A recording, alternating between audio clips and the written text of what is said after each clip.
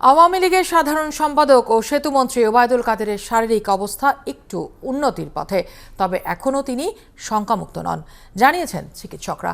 সকাল 10টার পর থেকে দেশি বিদেশি চিকিৎসকদের একটি দল তার অবস্থা পর্যবেক্ষণ করছেন। দুপুরের দিকে সব শেষ অবস্থা জানানোর কথা। এই মুহূর্তে দর্শক বঙ্গবন্ধু মেডিকেল বিশ্ববিদ্যালয়ে আছেন আমাদের সহকর্মী নয়ন আদিত্য। ওবায়দুল কাদেরের অসুস্থতার সব শেষ খবর নিয়ে তিনি যুক্ত হচ্ছেন আমাদের সাথে। নয়ন, প্রথমে যে খবরটি জানতে চাই, কেমন আছেন ওবায়দুল কাদের?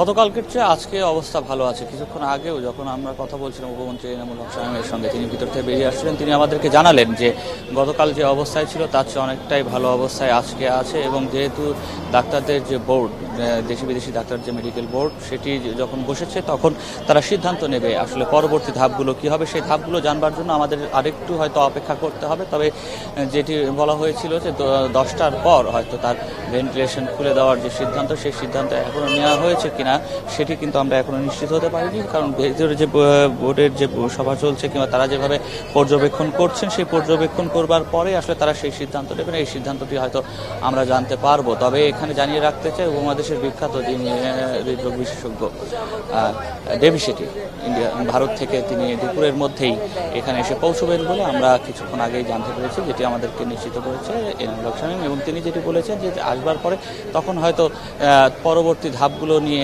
বিবেচনা করতে হয় তাদের জন্য এখানকার যারা দেশি বিদেশি ডাক্তাররা আছেন তার পরামর্শ হয়তো এক ধরনের কাজে লাগবে, এবং যার কারণে তিনি আসছেন। এবং আপনি এই মুহূর্তে জানিয়ে রাখতে চাই যে আসলে গতকাল থেকে যে অবস্থায় ছিল তার প্রেশার, একই সঙ্গে তার মুভমেন্ট, সেগুলো অনেকটাই বেটার, ভালো হয়েছে বলে এখন পর্যন্ত তথ্য আমাদেরকে জানানো হয়েছে। তবে নয়ন, আমরা জানি যে দুপুর 1টায় একটা সাংবাদিকদের সাথে কথা বলার কথা ছিল আমাদের, এর আগে আমাদের সহকর্মী জানাচ্ছিলেন আরফিন শাকিল। সেই একটার সংবাদ সম্মেলন কখন হবে? আর একই সাথে জানতে চাই, সিঙ্গাপুরের যে টিমটি এই মুহূর্তে কাজ করছে, তারা ঠিক শারীরিক অবস্থার কতটা উন্নতি হয়েছে এবং তাকে আদতেই দেশের বাইরে নিতে হবে কিনা, এই সম্পর্কে কি কোনো বক্তব্য দিয়েছেন বা কোনো মন্তব্য বা কোনো তথ্য রয়েছে আপনার কাছে?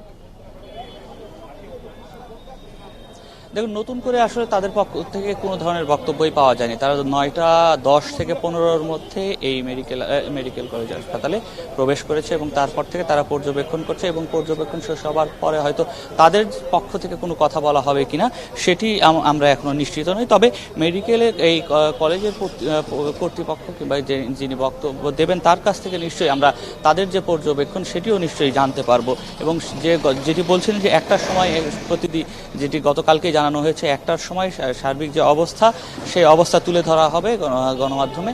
তো সেই জায়গাটির জন্য, সেই সময়টির জন্য আমরাও অপেক্ষা করছি। নিশ্চয়ই একটার সময় এই ডাক্তার যারা আছেন তারা নিশ্চয়ই কথা বলবেন, এবং কথা বলবার পর তখন আমরা নিশ্চিত হব যে বর্তমানের যে অবস্থা রয়েছে তাতে আসলে দেশের বাইরে নিতে হবে কিনা। তবে এখন পর্যন্ত সিদ্ধান্ত যেটি রয়েছে, তার যে অবস্থা গতকালকে পর্যন্ত যেটি ছিল যে তারা দেশের বাইরে একেবারে এখানে সেই অবস্থা নেই। আসলে অবস্থার উন্নতি হবার পরেই দেশের বাইরে নেবে। যদিও বলা হচ্ছে যে তার শারীরিক অবস্থার উন্নতি হয়েছে, তবে এখন সে দেশের বাইরে নিতে হবে কিনা, সেই প্রয়োজনটা আছে কিনা, সেটি আসলে নিশ্চিত হতে হয়তো আমাদের আরও কিছুক্ষণ অপেক্ষা করতে হবে। নয়ন, আরেকটি ঠিক এই প্রসঙ্গের একটু বাইরে যে আরেকটি কথা জানতে চাই, সেটা হচ্ছে গতকাল থেকে আমরা দেখছিলাম যে আওয়ামী লীগের বিভিন্ন পর্যায়ের নেতাকর্মীরা সেখানে ভিড় করছিলেন, যেটা আসলে অন্যান্য রোগীর ক্ষেত্রেও এক ধরনের জটিলতার তৈরি করেছিল। আজকে আমরা সেই ধরনের কোনো পরিস্থিতি কি দেখছেন, নাকি পরিস্থিতি স্বাভাবিক রয়েছে হাসপাতালে? দেখুন, গতকালকে প্রধানমন্ত্রী যখন এখানে এসেছিলেন তিনিও বলেছিলেন যে যেন সাধারণ রোগীদের স্বার্থে এখানে নেতাকর্মীরা যেন ভিড় না করে। এবং তারপরে আমরা দেখেছি যে রাতের পর থেকেই কিন্তু এখানে আইনশৃঙ্খলা বাহিনীর সদস্য যারা আছেন তারা কিন্তু এক ধরনের এখানে নিরাপত্তা বেষ্টনী তৈরি করেছেন, এবং হাসপাতালের ভেতরে গণমাধ্যম কর্মী সহ অন্য কাউকেই আসলে ভিতরে যারা শুধুমাত্র রোগী কিংবা রোগীর স্বজন যারা আছে তাদেরকেই প্রবেশ করতে দিচ্ছেন, এর বাইরে কিন্তু কাউকে প্রবেশ করতে দিচ্ছেন না। এবং আপনি নিশ্চয়ই দেখতেও পাচ্ছেন যে এখানে আইনশৃঙ্খলা বাহিনীর সদস্যরা গেটের পাশে অবস্থান নিয়েছেন, এবং তারা মূলত এখানে কিন্তু বিশেষ করে যে গাড়ি যেগুলো ঢুকে সেই ক্ষেত্রেও কিন্তু অনেকটাই যাচাই বাছাই করে ভিতরে প্রবেশ করতে দিচ্ছেন, কেননা যেন ভেতরে কোনো ধরনের চাপ যেন না হয় নেতাকর্মীদের, এবং একই সঙ্গে অন্যান্য যারা রোগী আছেন তারা যেন কোনো ধরনের বিপত্তির মধ্যে না পড়েন। এ কারণে সে বিষয়টিও কিন্তু আইনশৃঙ্খলা বাহিনীর সদস্যরা বিবেচনা করছেন।